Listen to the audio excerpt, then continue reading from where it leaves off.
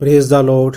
कैसे हैं आप लोग दोस्तों। ये आज का वीडियो हमारे लिए बहुत ही ज़्यादा इम्पोर्टेंट होने वाला है। हम जितने भी विश्वासी लोग हैं, हम सब विश्वासियों के लिए ये वीडियो देखना बहुत ही ज़्यादा ज़रूरी है।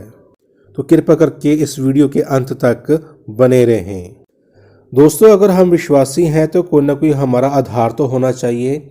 हम अपने विश्वास को कैसे प्रकट करें कि हम एक विश्वासी हैं।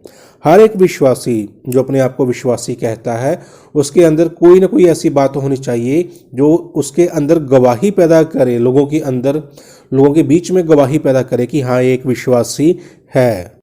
क्योंकि बाइबल में एक ऐसी घटना हुई है, उस घटना को जब हम पढ़ते हैं, जब उसको समझते हैं, तो वहाँ पे एक चीज़ हमें क्लियर हो जाती है कि यीशु मसीह के चेले कैसे, यीशु मसीह ने उनको बोला, उन चेलों को बोला कि तुम विश्वासी नहीं हो, हे अल्प विश्वासियों। तो यीशु मसीह ने अपने चेलों को हे अल्प विश्वासियों कहा। तो क्या आज भी हम अपने आप को उस आधार पर परखें कि क्या हम विश्वासी हैं या नहीं हैं।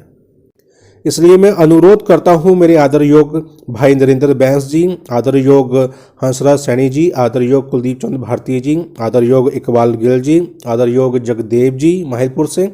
तो मैं आप सबके आगे बेनती करता हूं कि कृपया आप मेरे सवाल का जवाब ज़रूर दें कि हम कैसे परखें अपने आप को कि हम विश्वास में हैं या नहीं है। क्योंकि हम तो बोलते हैं कि हम विश्वासी हैं और हमारे जीवन में बड़े बड़े काम हुए हैं, हम तो बोलते तो हैं, पर हमारा विश्वास का जो परखने का लेवल है वो प्रभु के द्वारा वो कुछ अलग ही है। क्योंकि हमारे सामने कभी ना कभी ऐसी सिचुएशन जरूर आई होगी हमारे जीवन में, जब हम किसी जन्म के अंधे या लंगड़े या किसी अबनॉर्मल बच्चे या किसी व्यक्ति को हम देखते हैं, तो उसे देखने के बाद या तो हम अपनी आंखें फेर लेते हैं या तो हम उसके विषय में सोचना शुरू कर देते हैं। ऐसे न ऐसी घटना कभी न कभी हमारे जीवन में हमेशा कहीं ना कहीं पर हमें हुई होगी हमारे जीवन में। जैसे 2016 में अंकुर नरूला की चर्च में एक बेटी थी। मैंने 5 महीने उस बेटी को लगातार देखा। मैंने हर मीटिंग में हम एक साथ इकट्ठे ही बैठते थे, एक ही लाइन में हम बैठते थे। तो मैंने उस बेटी को बड़े ध्यान से देखा। वो अबनॉर्मल थी बचपन से। ऐसी ही बेटी जिसकी तस्वीर मैं आपको बार बार दिखा रहा हूँ, ये 2020 में दिसंबर 2020 में मैंने इस बेटी को मैंने देखा था और इसकी मैंने पिक वहाँ पे ली थी मैंने। तो अभी 4 महीने पहले रेशम कैंथ के घर बंगा में यहाँ पे परमेश्वर के दास हंसराज सैनी आए हुए थे। तो वहाँ पर भी हम 2 रात वहाँ पे रहे। तो वहाँ पे भी एक बहन अपनी बेटी को लेके आती थी जिसके हाथ और पाँव दोनों काम नहीं करते थे और उसको उठा के ही लेके जाना पड़ता था। तो ऐसे 3 बेटियों को मैंने अपने सामने देखा है और अपने आप से सवाल किया कि आज अगर ये बेटी अच्छी नहीं हो पा रही तो उसके पीछे कारण क्या है। तो जब हम बाइबल में ढूंढते हैं कि वो कारण क्या है, तो बाइबल हमें बहुत साफ साफ बताती है। यहाँ मत्ती के 17 अध्याय में हम जब पढ़ते हैं तो वहाँ दुष्ट आत्मा ग्रस्त एक बालक को चंगे करने का जिक्र होता है। तो उसको जब वो चेलों के पास लेके गया, जो उसका पिता, जो उस बेटे का पिता था, तो उसने साफ बोला कि मैं तेरे चेलों के पास लेके गया था प्रभु, पर तेरे चेले उसको अच्छा नहीं कर पाए। तो प्रभु ने चेलों को वहाँ पे डांटा और चेलों को बोला कि हे अल्प विश्वासियों, हे ठीले लोगों, मैं कब तक तुम्हारी सहता रहूँगा, मैं कब तक तुम्हारे साथ रहूँगा मैं। तो जब यीशु मसीह से पूछा गया, तब यीशु मसीह ने उनसे कहा कि तुम अपने विश्वास की घटी के कारण, क्योंकि मैं तुमसे सच सच कहता हूं कि यदि तुम्हारा विश्वास राई के दाने के बराबर भी हो तो इस पहाड़ को कह सकोगे तो ये सरक कर वहां से चला जाएगा। तो यीशु मसीह ने बिल्कुल साफ उनको बोल दिया कि आपकी विश्वास की घटी के कारण आप उस दुष्ट आत्मा को नहीं निकाल पाए। देखिए, मत्ती 10 अध्याय में जिन चेलों को प्रभु ने अधिकार दिया था, अधिकार मिलने के बाद भी बीमारों को चंगा करना, दुष्ट आत्मा को निकालना, सब अधिकार मिलने के बाद भी मत्ती के 17 अध्याय में चेले वो काम नहीं कर पाए क्योंकि उनके अंदर विश्वास की घटी थी।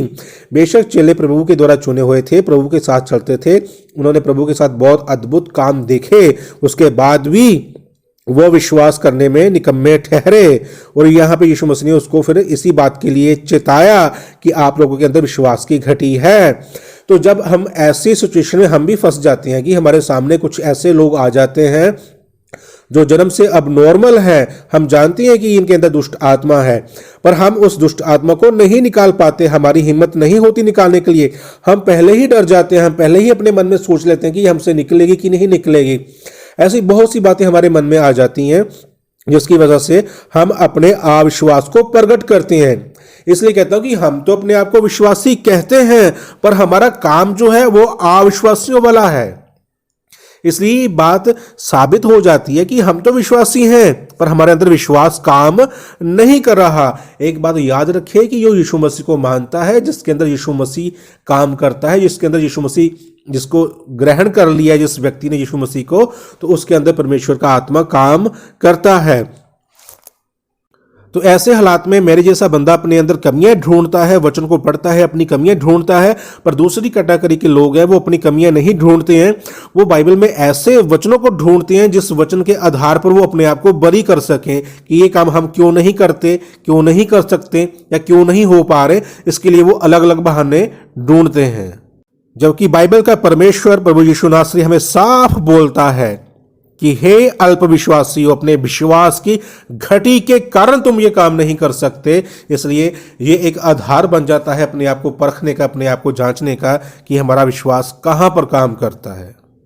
क्योंकि आज के समय में सिर्फ एक फंडा बन चुका है कि बस बाइबल को याद कर लो, बाइबल का प्रचार कर लो, बाइबल की आयतें सीख लो, बाइबल से वचन को हमने एक दूसरे के साथ लड़ना सीख लो, बहस करना सीख लो, बस यही कुछ पता है हमें।